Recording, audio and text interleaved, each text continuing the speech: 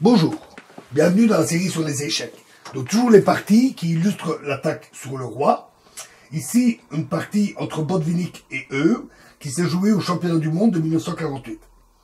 Donc D4, D5, cavalier F3, cavalier F6, C4, E6, donc un gambit de la dame. Hein. Cavalier C3, C6, E3, cavalier D7, fou D3, D prend C4, fou prend C4, B5, fou D3, A6, E4, C5, E5, C prend D4, cavalier prend B5, A prend B5, E prend F6, dame B6, F prend G7, fou prend G7, roc, cavalier C5, fou F4, fou B7. Jusqu'ici, une ouverture classique. Même si ça a vraiment bien avancé dans la position, l'ouverture reste tout à fait correcte. Tour E1 et tour D8. Alors, dans ce type d'ouverture, les noirs éprouvent souvent certaines difficultés dues au fait que le roi noir est encore exposé. Ils parviennent à roquer facilement. Après, cavalier prend D3, dame prend D3, fou prend F3, dame prend F3, et alors roc. Mais les rois qui est très faible n'offrent pas d'abrissure au noir, comme l'on a montré une partie qui s'est jouée entre Szabó et Foltys. On peut la voir. Tour C1, tour C8.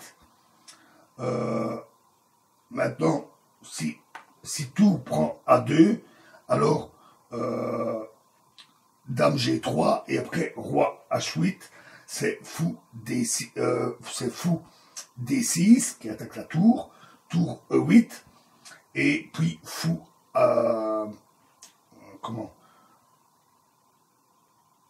et puis fou D6 et puis fou A3 avec une très forte position des blancs. Donc, tour C8, dame G3, roi H8 pour déclouer le fou. Hein. H4, un très fort coup, un très bon coup. Tour FE8, H5, le but est d'attaquer le roc. H6, fou E5,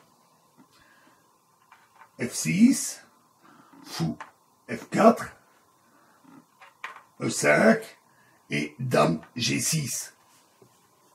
Et les blancs gagnèrent assez facilement. Alors, remettons nos pièces. Revoyons ça, ce qui s'est joué ici. On va refaire les coups. Hein.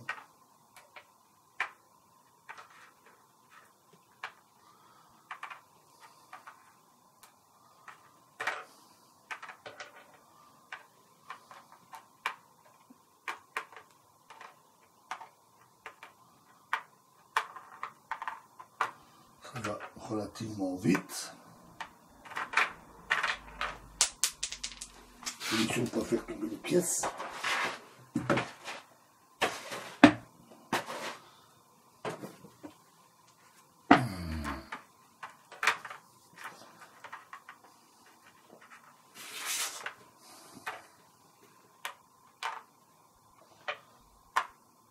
Donc après D4, D5, cavalier F3, c'est une ouverture assez classique hein, pour arriver au gambit de la dame. Beaucoup préfèrent sortir d'abord le cavalier, ce qui diminue un peu les variantes possibles. E6, cavalier C3, C6, E3, cavalier D7, D3, D prend C4. On prend le pion en général après la sortie du fou afin de gagner un temps. B5, fou D3, A6, E4, C5, E5, C prend D4, cavalier prend B5, A prend B5, E prend F6, dame B6, F prend G7, fou prend G7, roc, cavalier C5, fou F4, fou B7, tour E1. En fait, le coup qui est encore relativement le meilleur ici serait fou D5. Les noirs renoncent alors au roc et envisagent d'exercer une pression contre G2 par tour G8 et dame B7.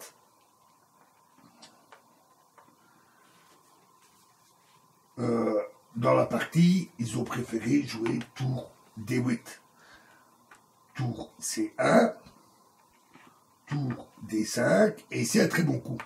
Fou E5. Allez, l'échange du fou en G7 est une composante importante du plan d'attaque des Blancs. Fou prend E5, et ce coup est une erreur.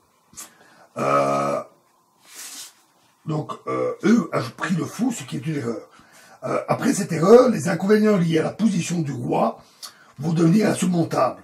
Seule la décision courageuse du roc offrait encore des possibilités de défense.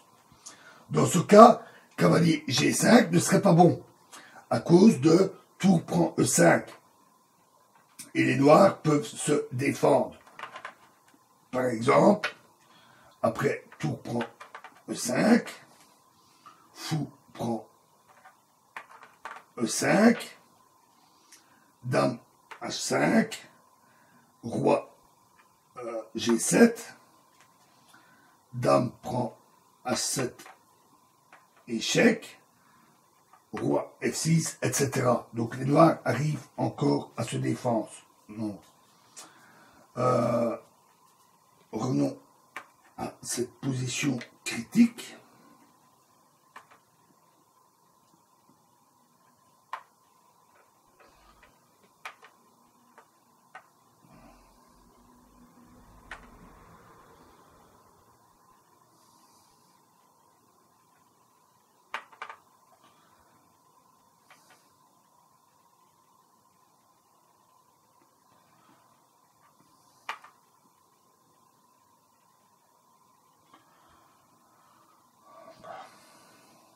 Donc,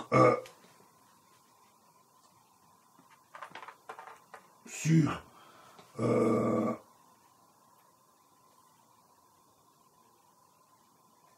tour prend E5, pardon,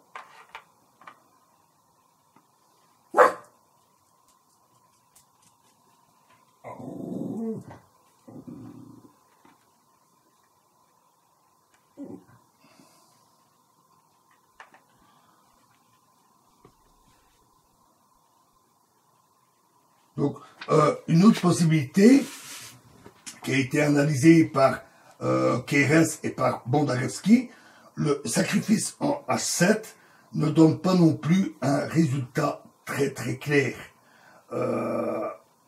Donc, après roc, donc pas c'est fou E5, roc,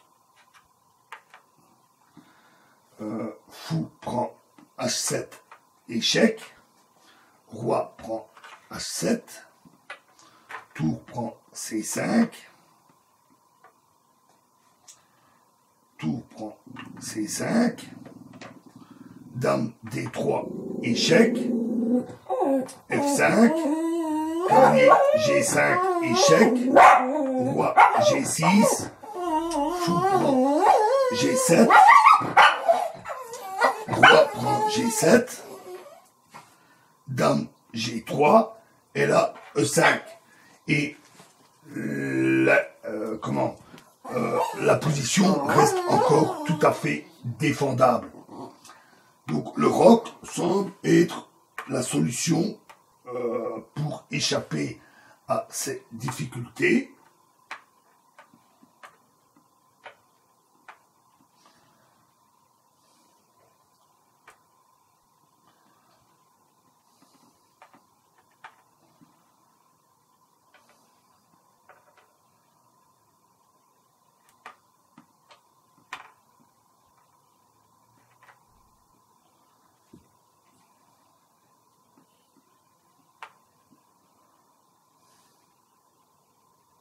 Donc après le fou E5,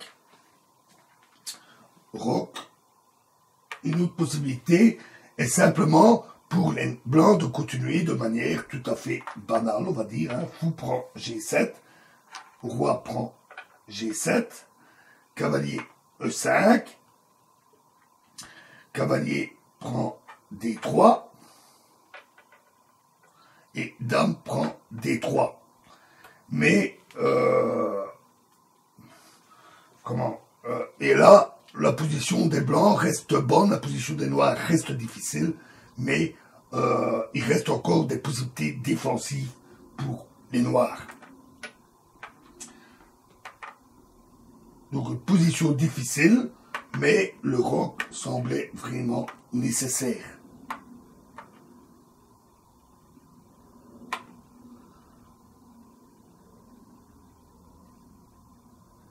Donc après fou, et donc les noirs jouèrent fou prend E5 dans la partie, ce qui est une erreur.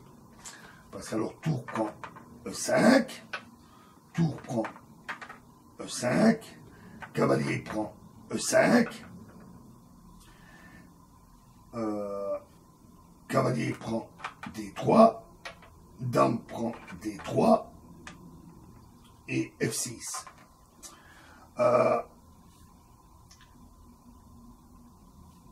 À terme, il est impossible d'accepter que le cavalier blanc reste sur cette position très dominante. Par exemple, sur tour G8, il s'en suivrait dame prend H7.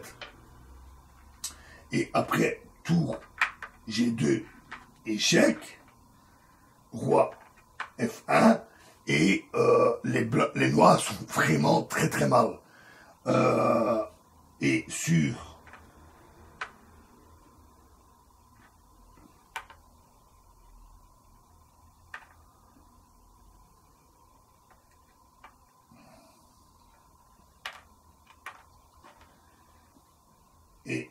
roi E7, alors il s'en suivrait dame G3, tour C8, dame G5, échec, etc.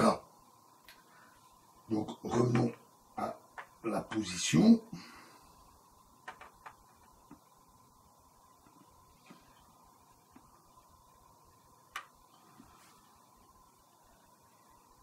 Donc ils jouèrent F6.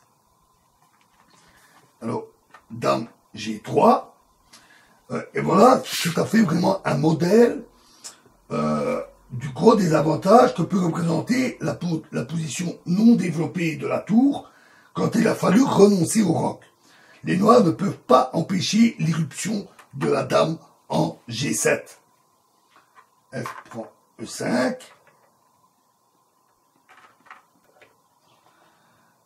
Dame G7. Tour F8 sur le coup. Tour C7. Si maintenant dame D6, alors tour prend B7, évidemment. Et après,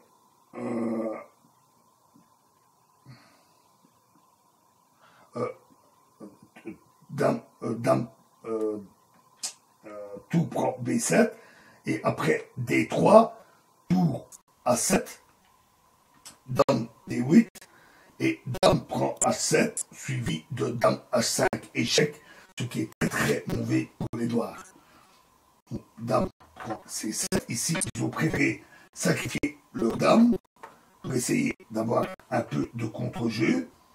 Fou D5. Dame prend E5. Si on considère la supériorité matérielle des blancs, la fin est assez simple pour les blancs. Donc D3, Dame E3, Fou C4, B3, Tour F7, F3, Tour D7, Dame D2, E5, B prend C4, B prend C4. Les noirs ici comptaient sur leur pion passé lié et leur tour pour offrir encore une certaine résistance. Roi F2, Roi F7, Roi E3, Roi E6. Maintenant c'est les rois qui se ramènent. Dame B4, Tour C7, Roi D2, Tour C6, A4, mais les blancs aussi ont un pion passé, et là, les noirs ont abandonné. Ils ne peuvent plus lutter. Voilà, et prochaine partie dans la prochaine vidéo. Je vous remercie.